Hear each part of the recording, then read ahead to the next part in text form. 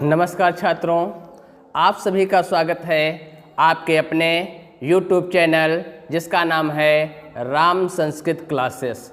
तो दोस्तों, हम लोग पढ़ रहे थे बिहार बोर्ड मैट्रिक एग्ज़ाम के लिए सब्जेक्ट संस्कृत। आपका जो आगामी परीक्षा मैट्रिक का एग्ज़ाम होने वाला है सत्र 2025 में, तो हम लोग कुछ पाठों का अध्ययन कर लिए थे, लेकिन आप लोगों की बेहद मांग कि सर पाठ का पढ़ाने का समय नहीं रहा है, और सच में पाठ पढ़ाने का समय अब नहीं रहा। तो जितने भी पाठ हैं या संस्कृत में जितने भी पाठ्यक्रम का मुख्य बिंदु हैं जहाँ से क्वेश्चन बनता है, तो उस पाठ के जितने भी महत्वपूर्ण प्रश्न हैं वह बना दीजिए या पढ़ा दीजिए। तो हम इसी तरह वीडियो या उसी के आधार पर वीडियो बनाए हैं या बनाने जा रहे हैं कि जो पहला पाठ है जिसका नाम है मंगलम, उस पाठ के जितने भी महत्वपूर्ण परीक्षा उपयोगी प्रश्न हैं उन सब का हमने संकलन किया है और ये PDF बना के तैयार किया है। तो आइए हम PDF के माध्यम से या इस वीडियो के माध्यम से जितने भी इस पाठ के महत्वपूर्ण प्रश्न हैं उनका अध्ययन करेंगे। हम लोग प्रत्येक पाठ के जितने भी महत्वपूर्ण परीक्षा उपयोगी प्रश्न होंगे उन सब का वीडियो या उन सब का अध्ययन एक एक वीडियो में क्रमशः करते जाएंगे। आइए देखते हैं। प्रथमः पाठा मंगलम। लिखा है प्रस्तुत पाठ के महत्वपूर्ण परीक्षा उपयोगी प्रश्न। पहला प्रश्न है मंगलम पाठ में कितने मंत्र हैं। परीक्षा उपयोगी बहुत ज़्यादा प्रश्न यह पूछता है। तो मंगलम पाठ जब हम लोग पढ़े थे तो उसमें उपनिषदों से 5 मंत्र संकलित किए गए थे। कितने मंत्र? 5। तो आपका यहाँ उत्तर हो जाएगा 5 मंत्र हैं। इसके बाद दूसरा प्रश्न है उपनिषद किसके सिद्धांतों को प्रकट करते हैं। तो इसकी भूमिका में ही हम लोगों ने पढ़ा था जो उपनिषद होते हैं वह दर्शन शास्त्र के सिद्धांतों को प्रकट करते हैं। तो उपनिषद किसके सिद्धांतों को प्रकट करते हैं? तो इसका उत्तर हो जाएगा दर्शन शास्त्र के सिद्धांतों को प्रकट करते हैं। आइए तीसरा क्वेश्चन देखते हैं। तीसरा प्रश्न है उपनिषद वैदिक साहित्य के, बहुत ज़्यादा इम्पोर्टेंट प्रश्न है। जितने भी प्रश्न हमने लिए हैं सब प्रश्न बहुत ही महत्वपूर्ण और इम्पॉर्टेंट हैं। उपनिषद वैदिक साहित्य के किस भाग से लिया गया है? तो भूमिका में ही प्रश्न मिल जाएगा आपको। तो उपनिषद जो है वह वैदिक साहित्य के अंतिम भाग से लिया गया है। किस भाग से? अंतिम भाग से। सर्वत्र किसकी महिमा का गान किया गया है? क्वेश्चन नंबर 4 है। तो सर्वत्र परम पुरुष परमात्मा की महिमा का गान किया गया है। अगला क्वेश्चन नंबर 5 है कि किसके द्वारा यह संसार व्याप्त और अनुशासित है। तो पढ़ा था कि यह जो संसार है वह परमात्मा के द्वारा व्याप्त और अनुशासित है। किसके द्वारा? परमात्मा के द्वारा। फिर अगला क्वेश्चन है जो परीक्षा की दृष्टि से बहुत ही महत्वपूर्ण प्रश्न है। लिखा है सत्य का मुंह किस यानी किससे ढका हुआ है। टैप किए हैं, कुछ टैपिंग में गलती हुई है जिसके लिए क्षमा प्रार्थी हैं। सत्य का मुंह किससे ढका हुआ है? तो सत्य का जो मुख है वह सोने के पात्र से ढका हुआ है, क्योंकि पहला ही जो मंत्र था उसमें पढ़ा था हिरणमयन पात्रेण सत्यस्य अपहितो मुखम, की ही सोने के पात्र से सत्य का मुंह ढका हुआ है। सबसे ज़्यादा परीक्षा में पूछने जाने वाला यही प्रश्न है। प्रश्न नंबर 7 कह रहा है कि सूक्ष्म से सूक्ष्म क्या है, या अड़ोर अड़ियान महतो महियान। पढ़ा था। तो सूक्ष्म से सूक्ष्म क्या है? तो आत्मा जो है वह सूक्ष्म से सूक्ष्म है।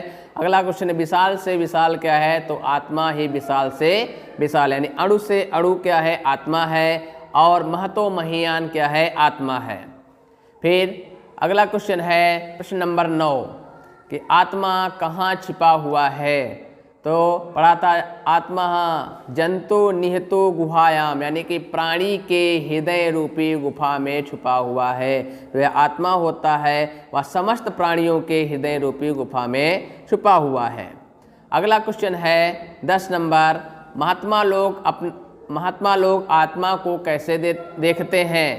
तो पढ़ा था कि महात्मा लोग विधाता प्रसादात, यानी कि विधाता के प्रसाद से, जब विधाता यानी ईश्वर की कृपा होती है तो शोक रहित होकर आत्मा को देखते हैं। इसके बाद इस पाठ्य पुस्तक का सबसे महत्वपूर्ण और उपयोगी प्रश्न सत्यमेव जयते किस उपनिषद से लिया गया है? यह मैट्रिक ही नहीं बल्कि किसी भी यदि परीक्षा, प्रतियोगिता परीक्षा, किसी भी कंपटीशन परीक्षा में जाते हैं वहाँ भी यह प्रश्न पूछता है सत्यमेव जयते किस उपनिषद से लिया गया है? तो इसका जवाब हो जाएगा मुंडकोपनिषद। किस उपनिषद से? मुंडकोपनिषद। मुंडक उपनिषद यानी मुंडकोपनिषद।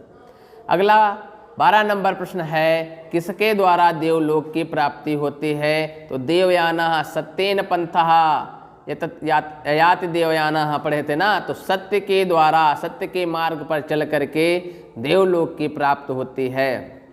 तो किसके द्वारा देवलोक की प्राप्ति होती है? सत्य के द्वारा।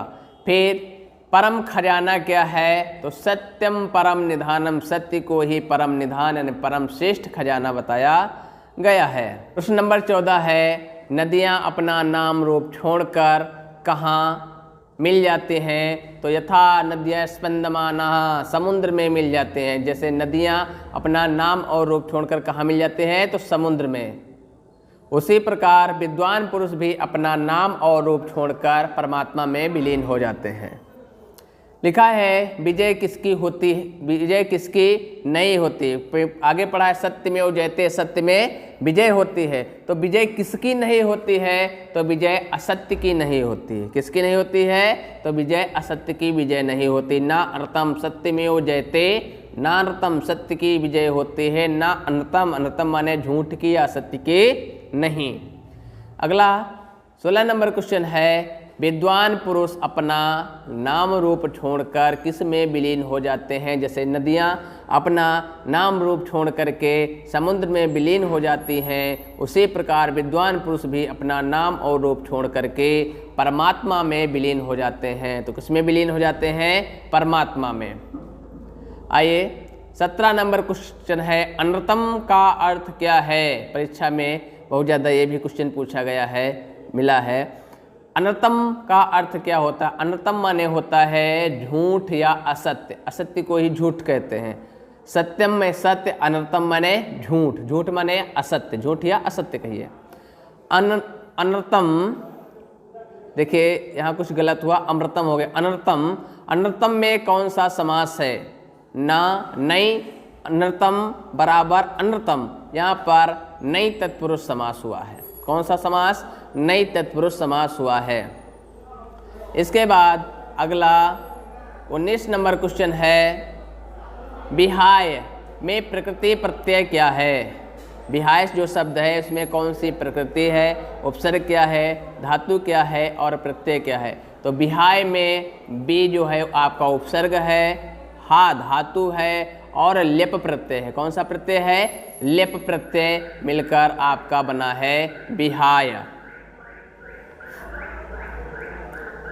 पहला पीडीएफ है, काफ़ी गलती मिल रही है, बिहार का बिहार हो गया है। कभी कभी प्रिंटिंग करते वक्त लिखते कुछ और है, होता कुछ और है।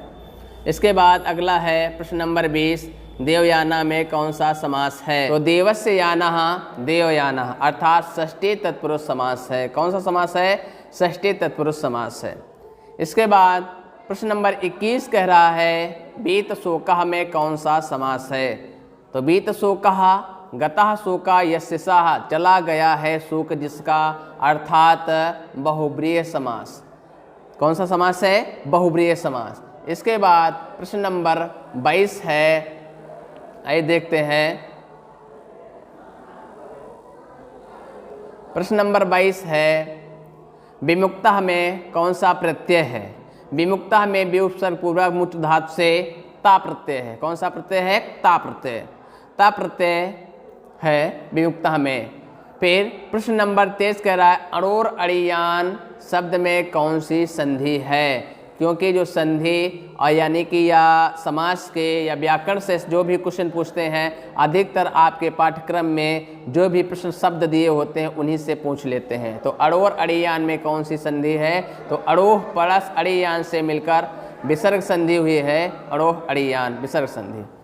प्रश्न नंबर 24 है, अपहितम में कौन सा उपसर्ग है? तो अपहितम में अपि उपसर्ग है। कौन सा उपसर्ग है? अपि। प्रश्न नंबर 25, पूषण का अर्थ क्या है? तो पूषण का अर्थ होता है सूर्यदेव। ये रहे प्रथम पाठ मंगलम के महत्वपूर्ण परीक्षा उपयोगी प्रश्न। आशा करते हैं यह प्रश्न आप लोगों के समझ में आए होंगे और यह प्रश्न आप लोगों की परीक्षा के लिए बहुत ही महत्वपूर्ण है। इसलिए जितने लोग भी मैट्रिक का एग्ज़ाम देने वाले हैं संस्कृत विषय तो कंपलसरी सबका रहता है, तो उनके पास यह वीडियो शेयर करिएगा, लाइक करिएगा और हाँ कमेंट में ज़रूर बताइए यह वीडियो कैसा लगा। हाँ मानते हैं कई जगह पर जो टाइपिंग है उसमें कुछ त्रुटि हुई है, तो आगे से कोशिश करेंगे ऐसी त्रुटि ना रहे। धन्यवाद, मिलते हैं अगले वीडियो में। नमस्कार।